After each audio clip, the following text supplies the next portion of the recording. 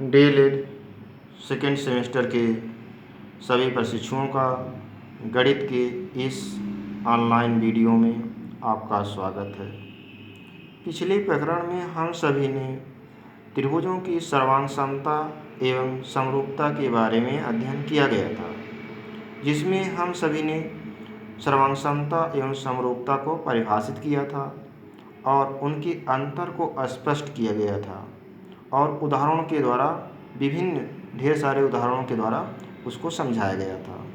आज हम सब त्रिभुजों में सर्वांग समता होने के लिए क्या शर्तें होनी चाहिए उसके बारे में विस्तार से अध्ययन करेंगे। त्रिभुजों में सर्वांग समता होने के लिए निम्नलिखित शर्तें होनी चाहिए। सबसे पहले हम त्रिभुजों की सर्वांग समता क्या होती है उसको हम परिभाषित करेंगे।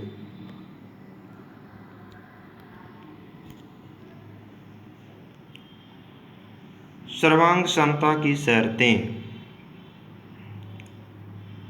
जैसा कि हम जानते हैं, जब एक त्रिभुज की भुजाएं व कोण दूसरे त्रिभुज की संगत भुजाएं व कोण क्रमशः बराबर हो तो दोनों त्रिभुज एक दूसरे के सर्वांग सम होते हैं। जैसे त्रिभुज ABC तथा त्रिभुज PQR दिया गया है।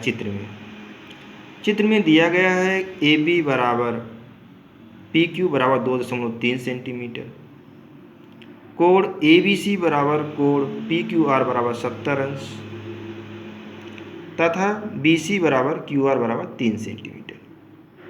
तो ये तीनों बराबर हैं क्रमशः। तो हम कह सकते हैं त्रिभुज ABC कॉन्ग्रुएंट ट्रायंगल PQR। त्रिभुज ABC तथा त्रिभुज PQR एक दूसरे के सर्वांग सम हैं। त्रिभुज के सर्वांग सम होने पर त्रिभुज की अन्य संगत भुजाएं व कोण बराबर होते हैं। इस प्रकार उपर्युक्त चित्र में AC बराबर PQ तथा कोण BCA बराबर कोण QRP, कोण CAB बराबर कोण RPQ। अतः किसी दो त्रिभुजों की सर्वांग सम होने के लिए दोनों त्रिभुजों के कम से कम 3 अंग, चाहे भुजा हो या कोण, क्रमशः बराबर होने चाहिए। तीनों भुजाएं हो सकती हैं, लेकिन तीनों कोण को हम एक साथ नहीं ले सकते हैं। सर्वांग सम सिद्ध करने के लिए कम से कम उनमें एक भुजा अवश्य सम्मिलित होनी चाहिए। इसको हम पूरा अच्छे से देखने के लिए हम वीडियो को रोक करके इसको पढ़ करके देखेंगे, तब हम आगे बढ़ेंगे। अब हम त्रिभुजों के भुजाओं और कोणों के आधार पर त्रिभुजों की सर्वांग समता में निम्नलिखित शर्तें हैं।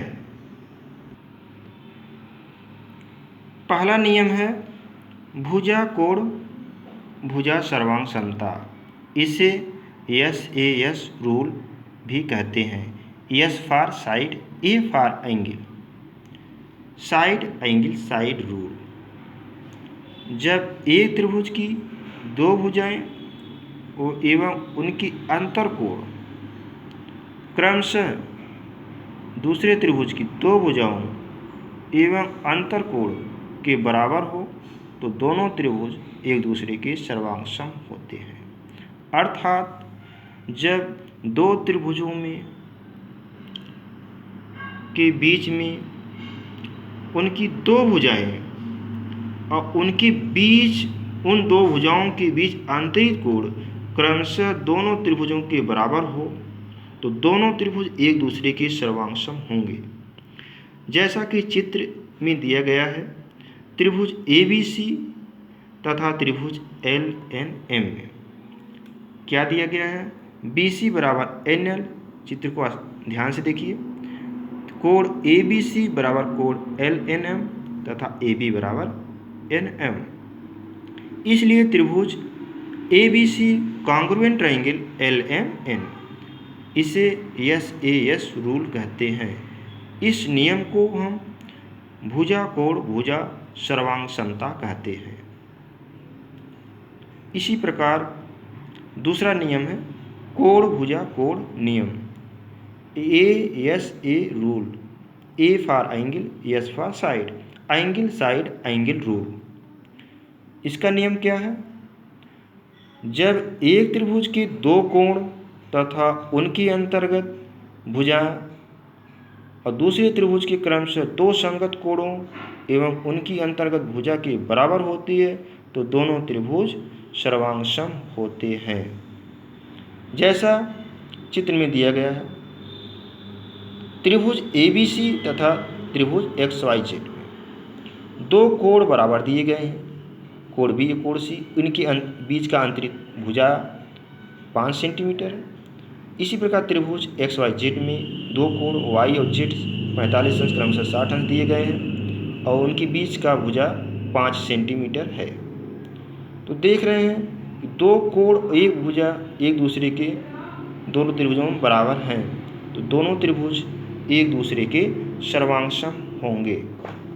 यहाँ त्रिभुज ABC में तथा XYZ में ABC बराबर कोण XYZ बराबर 45 अंश, कोण ACB बराबर कोण XZY बराबर 60 अंश तथा BC बराबर YZ बराबर 5 सेंटीमीटर। इसे त्रिभुज ABC कांग्रुएंट ट्रायंगल XYZ, इसे हम ASA rule, angle side angle rule कहते हैं। सर्वांग समता के इस नियम को हम कोण भुजा कोण नियम कहते हैं। दोनों त्रिभुजों को हम देखने पर ये पाते हैं कि अगर ये दोनों त्रिभुज सर्वांग सम हैं तो इसकी तीन जो अन्य भुजाएं और कोण बचते हैं वो भी क्रमशः बराबर होंगे। अर्थात अगर ये त्रिभुज ABC कांग्रुएंट ट्रायंगल XYZ हो जाता है तो कोण A और कोण X ये दोनों बराबर होंगे तथा भुजा AB का मान भुजा XY के बराबर होगा, कोण भुजा AC के बराबर भुजा ZX होगा। और त्रिभुजों की सर्वांग समता के दो नियम और हैं, उसको हम अगले प्रकरण में इसे हम विस्तार से अध्ययन करेंगे। आप सभी इस वीडियो को रोक करके पूरा चित्र को स्पष्ट ध्यान से देखिए और उसको पढ़िए और आप कॉपी में नोट करके इसको अच्छे से अध्ययन कीजिए।